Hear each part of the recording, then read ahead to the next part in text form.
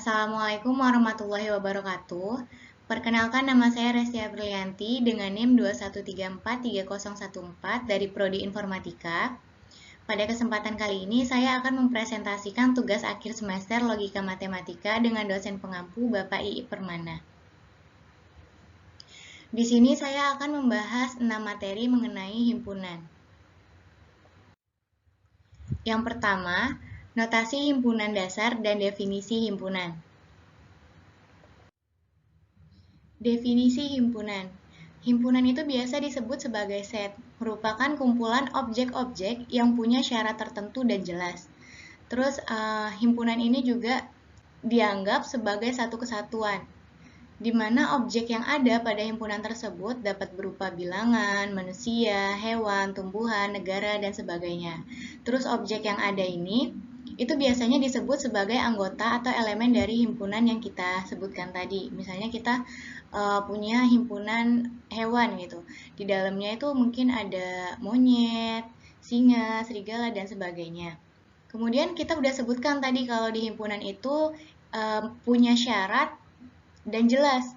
Nah, gunanya syarat ini adalah untuk menentukan yang mana anggota himpunan dan yang mana bukan anggota himpunan. Terus, ini dinamakan dengan himpunan terdefinisi dengan baik. Kemudian dari 4 poin yang telah saya sebutkan, dapat kita tarik kesimpulan bahwa himpunan itu didefinisikan sebagai koleksi dari objek-objek pada suatu semesta pembicaraan, di mana objek-objek tersebut selanjutnya disebut dengan istilah anggota atau elemen, dan semesta atau himpunannya itu disebut dengan himpunan semesta. Selanjutnya, notasi himpunan. Himpunan itu dinyatakan dengan huruf besar, yang ini berarti himpunan A itu terdiri dari 1, 2, dan 3, di mana kita juga menggunakan simbol kurung kurawal seperti ini, yang ini, sebagai isi dari elemen A. Nah, dari contoh ini kita tahu berarti himpunan A itu terdiri dari elemen 1, 2, 3, dan seterusnya. Kemudian anggota himpunan dinyatakan dengan huruf kecil. Anggota himpunan berarti yang ini, ada A, B, C, X, dan Y. Dari contoh ini berarti himpunan A itu terdiri dari elemen A, B, C, X, dan Y. Kemudian selanjutnya ada notasi untuk anggota himpunan seperti ini, seperti huruf E. Jadi misalnya kita contohkan, himpunan A itu terdiri dari elemen 1, 2, dan 3. Maka 1 itu termasuk elemen A. Nah, ini dibacanya 1 itu merupakan anggota himpunan A.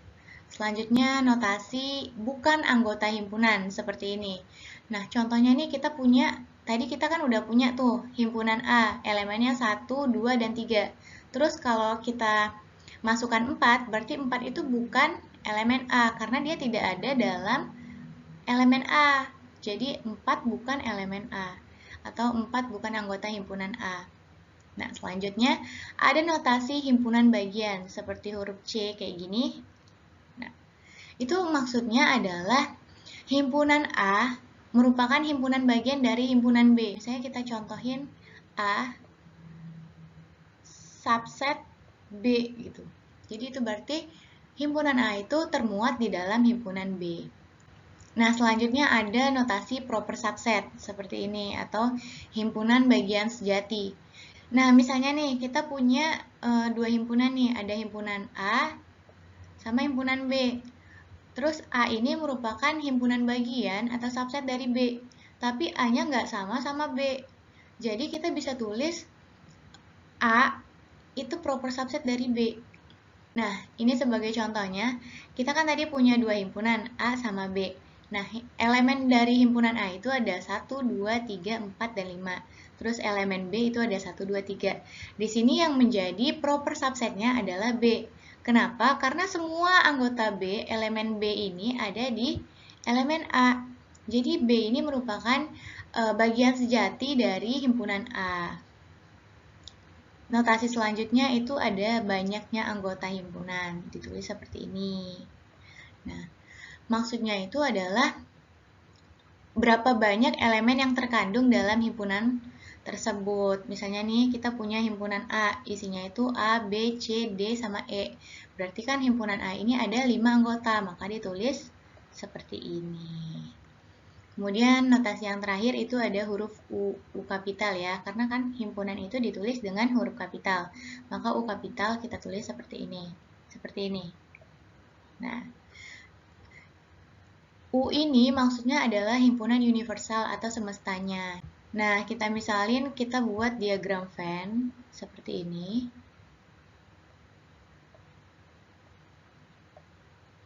Nah, di sini itu adalah A. Ini adalah himpunan A, maka U-nya itu atau semestanya itu ada di sini, di luar himpunan A. Jadi seperti itu. Kemudian di sini ada dua cara penulisan himpunan. Yang pertama itu kita mendaftarkan semua anggotanya atau disebut dengan metode listing. Jadi kita ngelis satu-satu anggotanya. Misalnya gini, kita punya himpunan A, maka kita yang akan mengisikan himpunan tersebut. Nih, elemennya kita yang mengisikan di dalam himpunan. Terus yang kedua itu mendeskripsikan. Nah, di sini tuh kita gunain semacam notasi gini. Misalnya kita punya himpunan A, dan elemen dari himpunan A ini adalah X, di mana X ini adalah bilangan bulat positif yang lebih kecil dari 5. Atau notasinya dapat kita sederhanakan seperti ini. Himpunan A itu terdiri dari elemen X, di mana X ini merupakan anggota dari P. P ini tadi bilangan positif, di sini kita bisa lihat nih yang ini. Nah, P ini bilangan positif, dan X itu kurang dari 5. Jadi elemen-elemen yang sesuai dengan syarat yang harus dipenuhi dari notasi tadi itu adalah 1, 2, 3, dan 4. Karena dia adalah bilangan positif dan kecil dari 5. Maka itu adalah ini dia. Jadi A punya 4 elemen. Nah, kemudian kita bahas simbol baku himpunan. Sebenarnya simbol ini ada banyak, tapi ini saya cantumkan beberapa. Misalnya ada himpunan P, itu adalah himpunan bilangan bulat positif. Contohnya yang ini 1, 2, 3, dan seterusnya. Kemudian ada N, itu adalah bilangan natural. Kemudian Z bilangan bulat. Terus Q adalah bilangan rasional, R bilangan real, dan C adalah bilangan kompleks. Nah, kemudian di sini juga ada yang namanya hukum himpunan. Hukum himpunan itu ada 11. Yang pertama komutatif, asosiatif, distributif, ikatan, negasi, negasi ganda, hukum idempoten, hukum De Morgan, hukum penyerapan, dan negasi.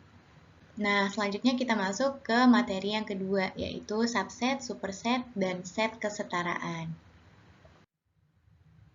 Jadi, untuk mendefinisikan subset, superset, serta kesetaraan set, itu kita bisa pakai perumpamaan. Di sini misalnya nih kita punya dua himpunan, A sama B gitu kan. Di mana himpunan A itu juga merupakan himpunan elemen dari himpunan B, atau A ini adalah subsetnya kayak yang udah kita bahas tadi.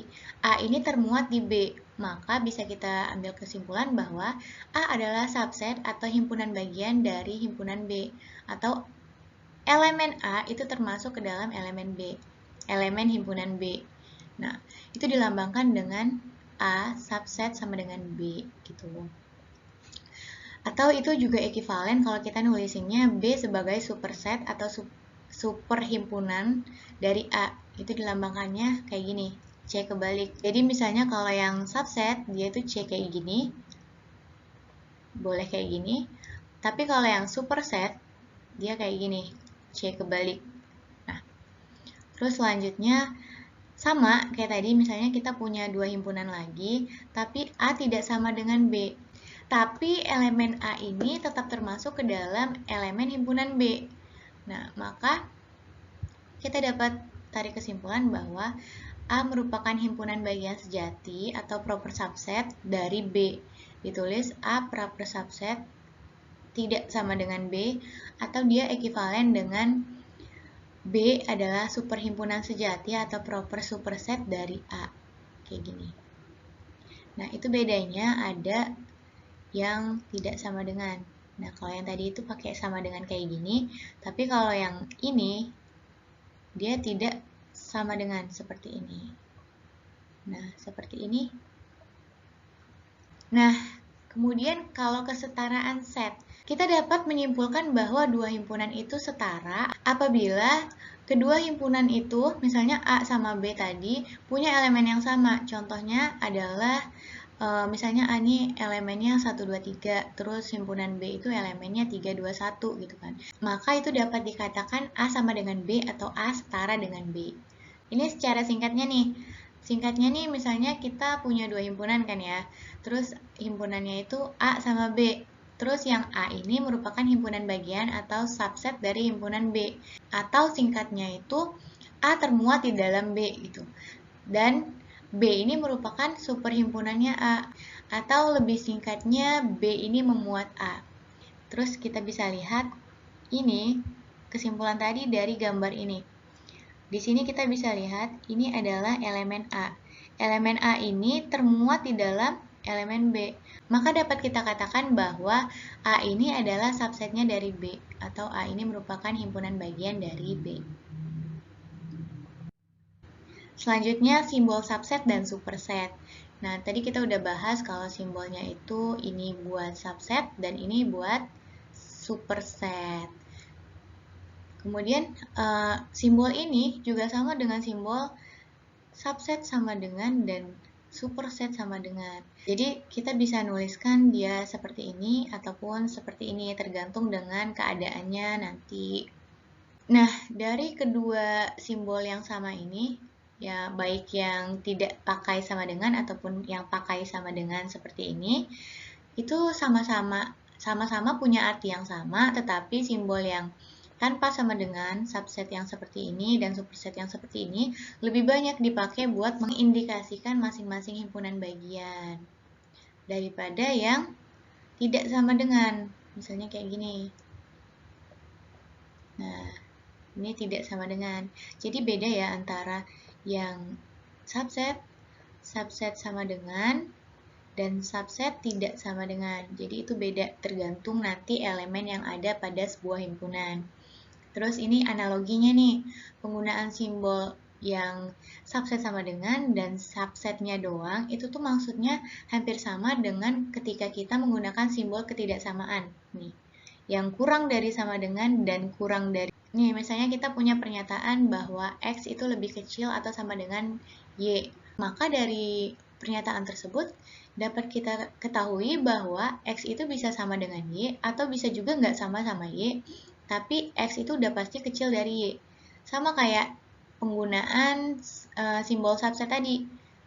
Jadi kalau misalnya dia subset sama dengan B, udah pasti A-nya itu bisa sama-sama B atau bisa jadi nggak sama juga sama B. Tapi kalau kita cuma pakai subset yang seperti ini, udah pasti A-nya itu nggak sama sama B. Nah, selanjutnya contoh notasi subset. Di sini udah ada beberapa contoh. Yang pertama itu misalnya kita punya dua himpunan, A sama B nih, A sama B lagi.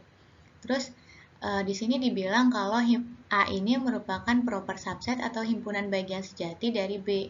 Kenapa? Karena semua anggota A 1 dan 2 ini termuat di dalam anggota B 1 dan 2 nih.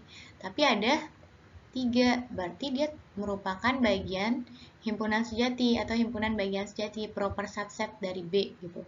Ditulisnya A subset sama dengan B atau A subset tidak sama dengan B.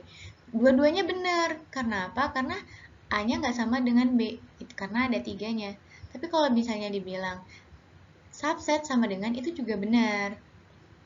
Ini di kasus yang kedua, ketika kedua elemennya sama nih. Berarti kita nggak bisa pakai yang ini. Kita nggak bisa pakai notasi yang tidak sama dengan. Karena apa? Karena semua elemen dari kedua himpunan ini sama. Jadi kita harus pakai simbol yang seperti ini. Kita nggak bisa pakai simbol yang tidak sama dengan seperti ini karena elemennya sama. Kemudian lagi nih disebutin kalau setiap himpunan adalah subset dari himpunan itu sendiri, tapi bukan himpunan bagian sejati. Nah, itu dinotasikan dengan X subset sama dengan X, itu benar. Tapi kalau misalnya ditulis X subset tidak sama dengan X, itu salah. Terus selanjutnya ada himpunan kosong, dilambangkan dengan ya kosong seperti ini. Nah, itu himpunan kosong ini juga merupakan subset dari himpunan X. Juga selalu merupakan himpunan bagian sejati setiap himpunan, kecuali dirinya sendiri. Nah, kita lanjut ke materi yang ketiga, kardinalitas himpunan berhingga. Definisi kardinalitas. Kardinalitas itu adalah alat untuk mengukur berapa banyak sih elemen atau anggota yang ada dalam himpunan. Nih, kita misalin kita punya himpunan A yang mana elemen dari himpunan A ini adalah 1, 2, dan 3. Nah, misalnya kayak gini kan. Berarti kardinalitas himpunan A ini adalah 3. Banyaknya elemen A itu adalah 3.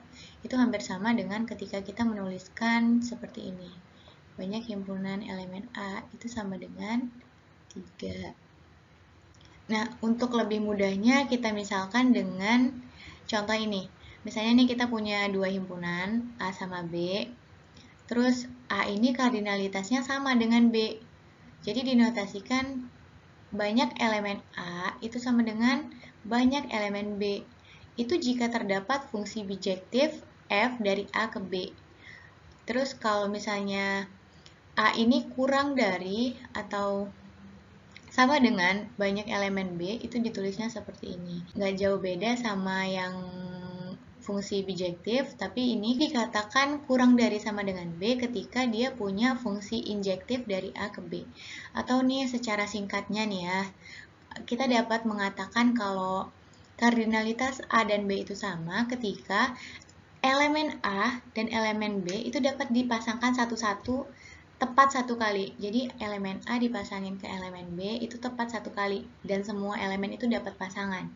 Maka itu berarti himpunan A dan B punya ukuran yang sama atau kardinalitas yang sama. Nah, selanjutnya itu ada perbedaan kardinalitas berhingga sama yang kardinalitas tak hingga. Nah, jadi sebenarnya mau pakai titik-titik pun di sini itu tetap hingga ketika ada xn-nya, karena n ini merupakan batas. Kalau misalnya dia tak hingga, itu nggak ada batasnya, kayak gini nih. Titik-titik doang tanpa ada batasnya, tanpa ada n-nya. Jadi kalau himpunan yang anggotanya berhingga, itu notasinya kayak gini. Ada x1, x2, x3, x terusnya sampai x ke n. Sedangkan yang tidak berhingga itu cuma ada x1, x2, x3, dan seterusnya tanpa ada batas. Nah, baik kita masuk ke materi yang keempat, yaitu operasi himpunan dasar. Nah, operasi himpunan dasar ini sebenarnya ada 4, tetapi ada beberapa turunan lain. Nah, yang pertama itu ada irisan. Irisan ini dinotasikan dengan simbol N, seperti ini. Jadi ini notasinya dibaca, elemen dari himpunan A irisan B adalah X, di mana X merupakan elemen dari himpunan A, dan X juga merupakan himpunan bagian dari B. Atau bisa dibilang irisan dua himpunan A dan B itu merupakan himpunan yang berasal dari seluruh anggota himpunan A dan himpunan B yang sama ya. Nah, atau bisa dibilang irisan dua himpunan A dan B itu merupakan himpunan yang berasal dari seluruh anggota himpunan A dan B yang sama. Jadi kalau misalnya kita analogikan pakai diagram Venn itu yang sama itu yang di sini. Nah, ini namanya irisan. Terus contohnya nih, contohnya itu kita punya himpunan A nih. Elemennya itu ada 2, 4, 6, 8, 10. Terus yang B itu ada 4, 10, 14, dan 18. Kalau ditanya irisan, yang sama di sini itu ada 4, 2 nggak ada di sini, terus ada 10. Nih, 10 sama, 4 juga sama. 14 nggak ada di sini, terus 8 nggak ada di sini juga. Jadi, himpunan A irisan B itu ada elemennya ada 2, ada 4 dan 10 yang sama ya. Nah, atau dari contoh yang kedua nih, misalnya kita punya himpunan A lagi sama B gitu kan. Jadi kedua himpunan ini nggak ada elemen yang sama. Berarti kita bisa nulis kalau misalnya A irisan B, itu kan kita cari yang sama, tapi karena nggak ada yang sama, kita tulis aja himpunannya kosong. Jadi seperti itu. Atau kita juga bisa nulis seperti ini juga boleh. A itu tidak sama atau tidak sebanding dengan B. Nah, selanjutnya operasi yang kedua, gabungan. Itu notasinya seperti huruf U. Jadi, ketika himpunan A digabung sama himpunan B, maka elemennya itu adalah X, di mana X itu merupakan anggota A, atau X juga merupakan anggota B. Maksudnya adalah gabungan dari dua himpunan A dan B adalah satu himpunan yang terdiri dari keseluruhan anggota himpunan A dan B. Jadi, kalau misalnya kita lihat di diagram Venn-nya, ini keseluruhannya nih. Yang A masuk, yang B juga masuk. Nah, contohnya itu, misalnya kita punya himpunan A, 2, 5, 8 elemennya, terus yang B itu 7, 5, 2, 2. Maka kita tinggal gabungin nih. Kalau misalnya A digabung B, itu ya tinggal gabungin. Yang ada di sini 2, 5, 8, gabungin juga yang ada di sini 2, 5, 7, 5, 2, 2 gitu kan. Gabungin aja. Yang sama ditulis satu kali. Nah, seperti ini. Operasi yang selanjutnya itu adalah komplement. Itu dinotasikan dengan A seperti ini atau A, C seperti ini. Sama aja. Terus, di sini kalau komplement itu elemennya adalah X, di mana X ini merupakan anggota dari U, dari universal atau dari semestanya, bukan anggota A. Jadi kebalikan, kalau A doang kan elemennya itu adalah elemen A, tapi kalau misalnya A komplement itu yang bukan elemen A. Jadi, kalau kita lihat di diagram Venn-nya, ini kan A nih ya, ini adalah himpunan A. Berarti yang komplement A itu ada di sini, nih di bagian luar sini yang warnanya abu-abu. Nah, contohnya itu misalnya kita punya himpunan semestanya itu ada 1, 2, 3, 4, 5, 6, 7, 8, dan 9. Terus kalau misalnya A-nya itu 1, 3, 7, 9, maka A komplementnya itu adalah sisanya. Nih, kita kan udah yang A ini kan 1, 3, 7, dan 9. Berarti A komplementnya itu ada 2, 4, 5, 6, dan 8. Nah, selanjutnya operasi yang keempat yaitu selisih. Selisih ini tuh dinotasikan dengan tanda kurang seperti ini. Jadi misalnya himpunan A selisih dengan himpunan B itu elemennya adalah X, di mana X ini merupakan elemen A dan X bukan merupakan elemen B. Atau bisa ini sama juga dengan A irisan B komplement. Jadi artinya itu himpunan dari seluruh anggota himpunan A, tapi tidak termasuk himpunan B. Nah, jadi kita bisa lihat nih di diagram. Ini kan kalau misalnya di sini itu kan dia sama B. Jadi ini nggak kita ambil. Nah, jadi yang B ini juga nggak kita ambil. Jadi emang bagian A doang yang nggak sama B. Nih, kita lihat contohnya. Contohnya itu himpunan A, elemennya itu ada 1, 2, 3, 4, 5, 6, 7, 8, 9, dan 10. Terus himpunan elemen B-nya 2, 4, 6, 8, 10. Terus kalau misalnya kita mau ambil selisih antara A sama B, itu berarti kita ambil yang A-nya ya. Kalau A-nya itu 1, ini kan ada 2, berarti 2-nya dicoret aja. Terus 4, 4-nya coret aja. 6, 6-nya coret, 8, dan 10. Berarti anggota elemen A, selisih B itu ada 1, 3, 5, 7, dan 9. Nah, ini misalnya dibalik ya, yang B selisih A. Berarti kita ambil himpunan B yang di sini, tapi tidak yang di sini. Berarti himpunan B-nya doang. Berarti di sini himpunannya kosong. Elemen himpunan B selisih A itu kosong. Karena apa? Karena semua elemen B ini habis sama A. Nggak ada elemen yang kesisa buat B doang. Nah, jadi kita tulis himpunannya kosong, seperti itu.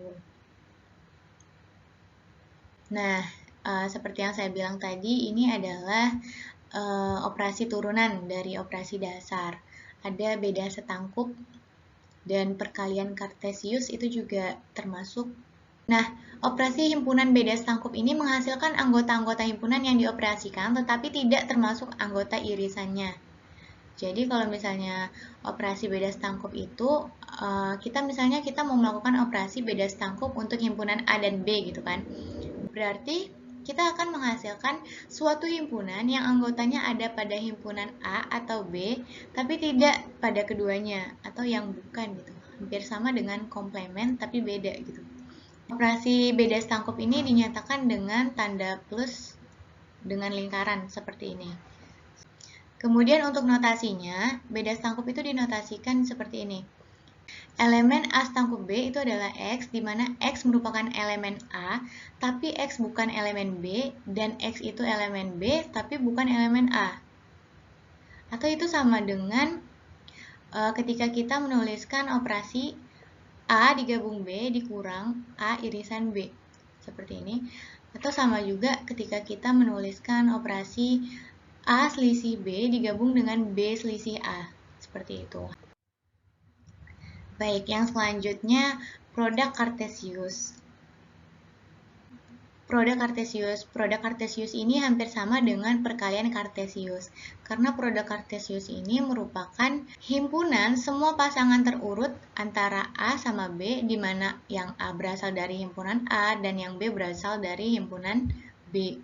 Itu dilambangkan dengan A dikali B, seperti ini. Nah, jadi misalnya kan kita mau ngaliin nih, himpunan A sama himpunan B. Jadi hasil himpunan barunya itu adalah semua pasangan berurut yang dibentuk dari anggota-anggota himpunan A dan B. Terus produk kartesius ini, misalnya nih kita kan punya dua himpunan nih, berarti kita juga akan menghasilkan kartesius dua lipat ketika kita punya dua himpunan dan diwakilkan oleh himpunan dua dimensi. Kalau kita pakai yang dua dimensi, jadinya seperti ini nih. Seperti yang digambar ini buat dua dimensi.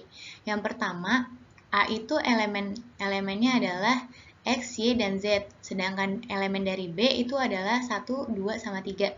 Terus kalau kita mau kaliin silang, berarti yang ada di himpunan A, yang X ini kita kalikan dengan yang ada di himpunan B. Berarti seperti ini. X dikali 1, X dikali 2, X dikali 3. Kemudian Y dikali 1, Y dikali 2, Y dikali 3. Z dikali 1, Z dikali 2, Z dikali 3, seperti itu. Jadi terciptalah dimensi seperti ini. Terus kita lihat pada contohnya nih, misalnya ini kan tadi notasinya A dikali B. Terus elemennya itu adalah A dan B, di mana A merupakan elemen A dan B merupakan elemen dari himpunan B.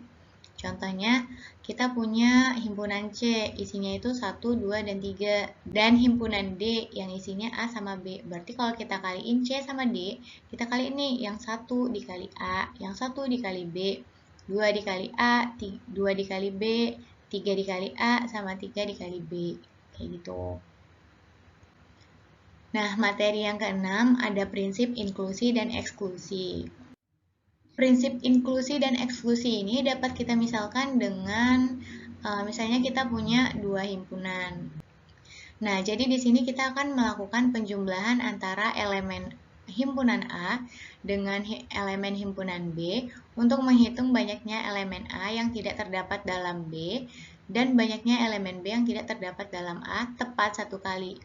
Dan kita juga menghitung banyaknya elemen yang terdapat dalam A irisan B sebanyak 2 kali.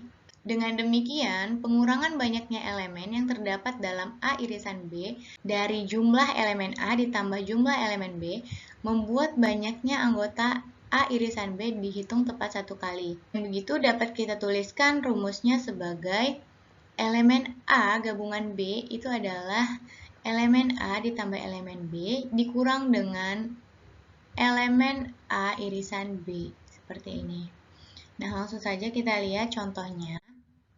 Nah, misalnya nih contohnya ya.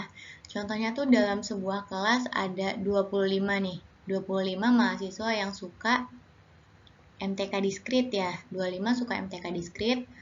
Terus ada 13 mahasiswa suka aljabar, dan 8 lagi suka keduanya, aljabar dan MTK diskrit.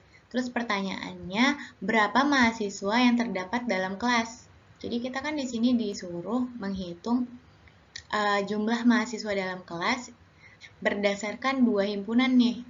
Yang pertama himpunan mahasiswa yang suka matematika diskrit, sama yang kedua himpunan mahasiswa yang suka aljabar. Nah, jadi kita misalin dulu nih, misalnya yang A ini buat mahasiswa yang suka MTK diskrit, yang B itu mahasiswa yang suka aljabar. Kemudian kalau misalnya untuk mahasiswa yang suka keduanya itu bisa kita simbolkan dengan A irisan B. Jadi, banyaknya mahasiswa yang menyukai salah satu dari kedua mata kuliah tersebut atau keduanya dinyatakan dengan banyak elemen A gabungan B. Berarti yang kita cari adalah banyaknya elemen A gabungan B. Jadi seperti ini. Nah, tadi kan kita udah simpulin kalau rumusnya itu adalah banyak elemen A ditambah banyak elemen B dikurang dengan banyaknya elemen A irisan B. Nah, kita udah dapet nih, kita tinggal masukin. Elemen A tadi ada 25 mahasiswa, elemen B ada 13 mahasiswa, dan yang suka keduanya atau irisan A dan B itu adalah 8 mahasiswa.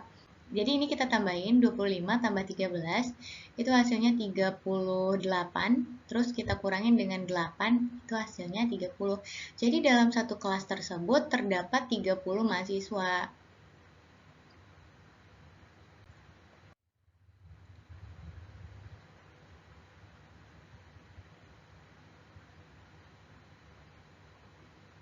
Baiklah, saya rasa hanya sekian yang dapat saya presentasikan pada kesempatan kali ini. Jika terdapat kesalahan, saya mohon maaf. Saya akhiri. Wassalamualaikum warahmatullahi wabarakatuh.